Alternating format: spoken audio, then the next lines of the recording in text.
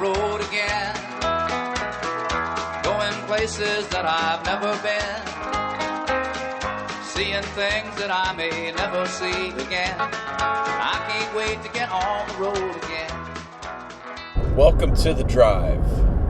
I'm glad you're here, and we're going to have a chat today about Twitter. I think Twitter is one of the best ways that teachers can get professional development. It has a lot of opportunities in there to share, to learn from others, to grow. It's also like trying to drink from a fire hose that's just been completely opened up full blast. I look forward to sharing some stuff with you about Twitter today and some things that you can do. And as always, if you have any ideas or if I've left something out, please don't hesitate to share those thoughts and ideas with us. The first couple of episodes of The Drive were interesting and fun. The first episode set us up, what the drive is going to be like, what it means, and how it will be used. The second episode was from Ed Camp in eastern Oklahoma County. Got to interview our state superintendent of schools, Joy Hoffmeister.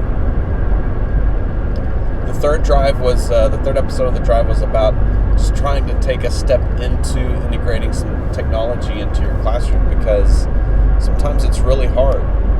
And I stressed the importance of maybe stepping into a blog in that episode. And so before you listen to this Twitter episode, please go back and listen to episode 3, where it talks about blogging and kind of taking a small step into the educational technology world and explore that just a little bit.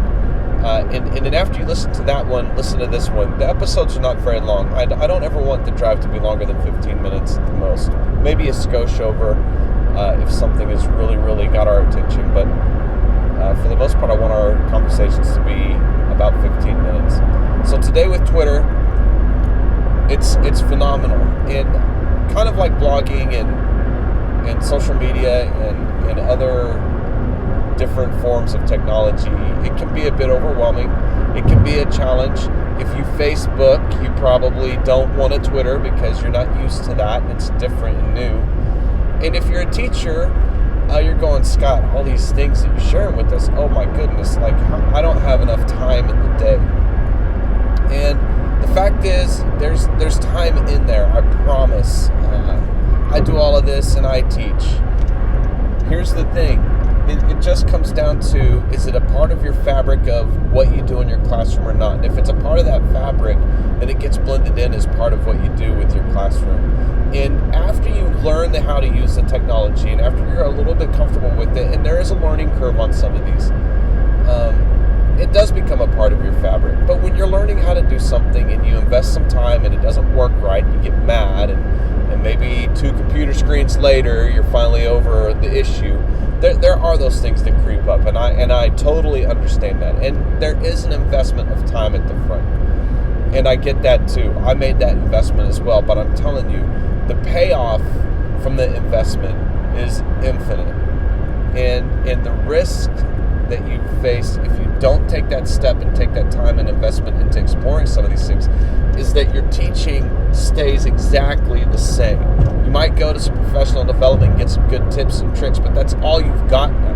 And with social media, especially with Twitter, not only do I have access to tips and tricks 24 hours a day, 7 days a week, 365 days a year, I also have access to those people that are the best at explaining how those things work, or are experts in a specific strategy that I know I've used and is beneficial to me and my kids.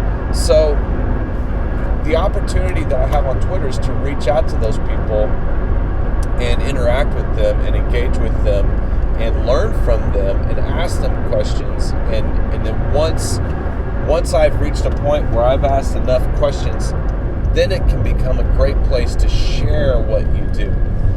So, some things with Twitter. It's a micro blog. You have 140 characters to get your point across.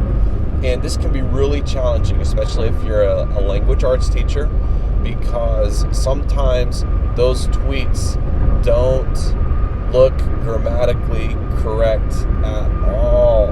And the teacher part of you sometimes is just like, oh my gosh, that's totally terrible. I can't believe they just typed it all in that way. But you can't actually write a full-fleshed review into Twitter. You have to be very selective in exactly how you do this. Twitter's instant, so you can actually have a conversation on Twitter. It's like a text message in some ways. When you engage in a conversation on Twitter, depending on what that other person is doing, you could get an instant reply. You could get an instant feedback. You could get an instant response. It's almost like a text message, except it's a text message that you are putting out into the world for everybody to look at, which can be really scary. And with Twitter and all the weird stuff that's on there, I would recommend, as a teacher, just have a professional account. And from there, you might send out the occasional thing about your family or yourself. It's important for your students and the people you follow to know who you are. But it's also important to be known as what you are. And you're a teacher. You teach. You have an impact on students and on children at all levels. So when you get into Twitter,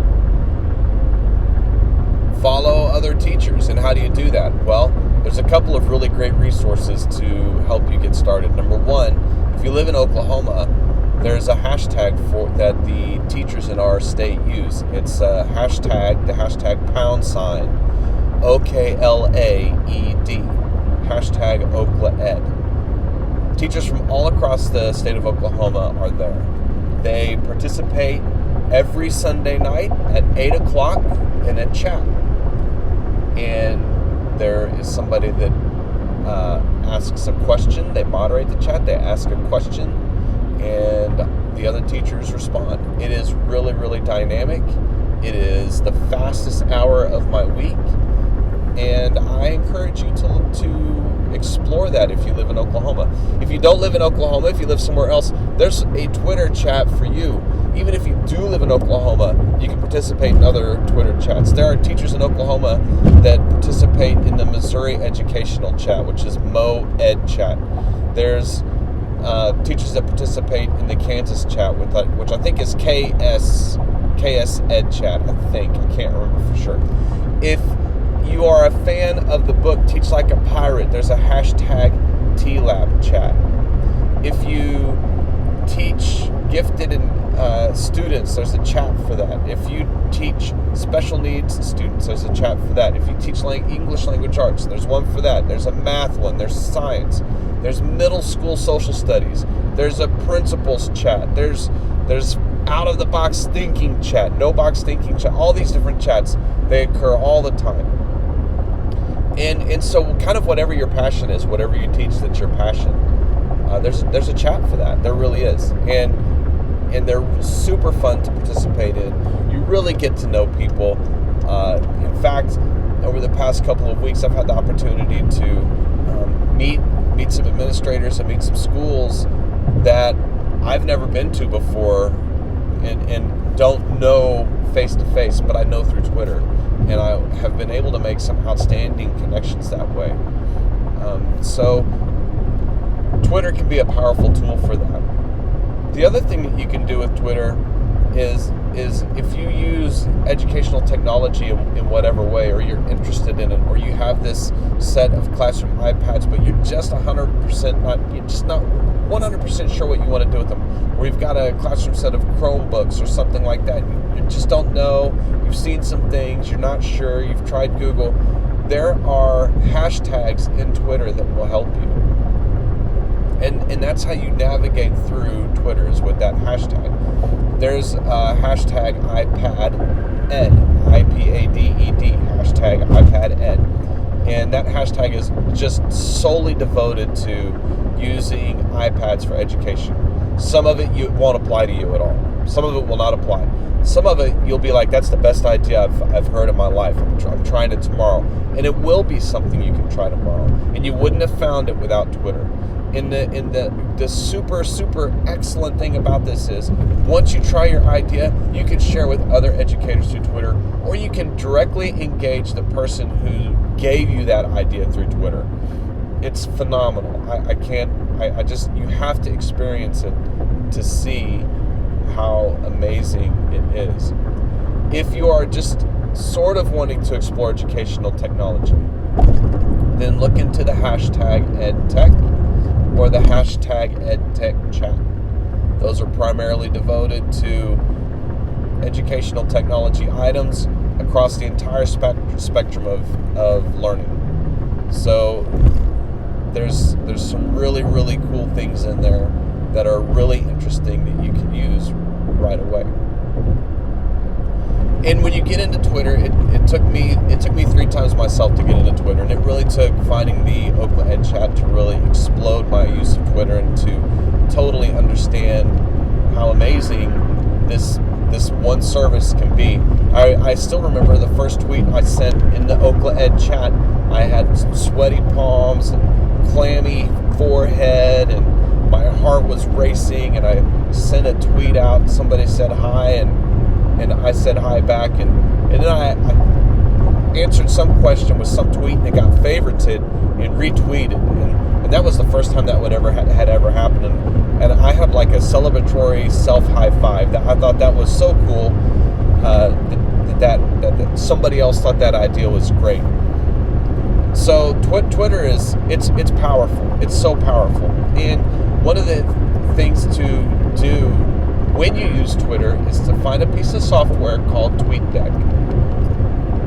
And what TweetDeck allows you to do is to control what you see a lot easier than just looking at your phone or just looking at your iPad or just looking at Twitter on your computer. It actually creates a stream of information for you to follow. And that stream is moves, and that stream is live. And so as conversations take place, you are up to date with that conversation.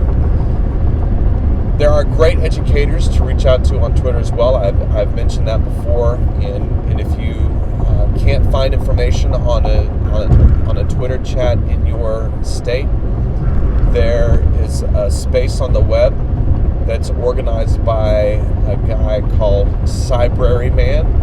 So if you go to cybraryman.com and click on the educator tab, once you click on that educator tab, it takes you to the educator page, and on that educator page is another tab for Twitter, just for Twitter, because it's that important.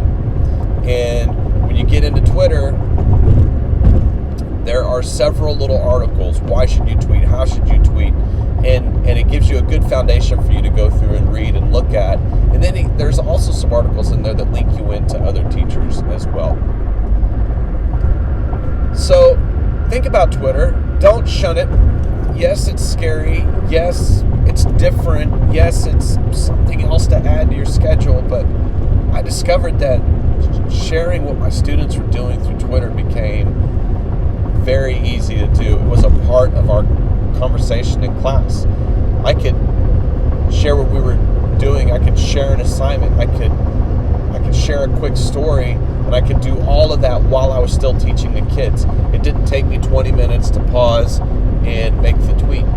So think about that. Think about the power of that. If you have a school and your school does great things, create a school hashtag and have students use it. If you're a district administrator, create a district hashtag. Tell your teachers to use it. Post really cool things that your district is doing under that district hashtag. You can create a really vibrant community inside of Twitter that's just about what you guys do. And I think it's critical in this day and age that we use whatever means necessary to amplify the message that our schools are great schools, that we have great kids, and we do great things. And so take that step into this piece of technology, explore it, mess with it a little bit, and ask others about it. I guarantee you there's a teacher you know somewhere who's connected to Twitter that would be more than happy to help you. You can find me on Twitter at TeachFromHere, and I hope you enjoyed the drive.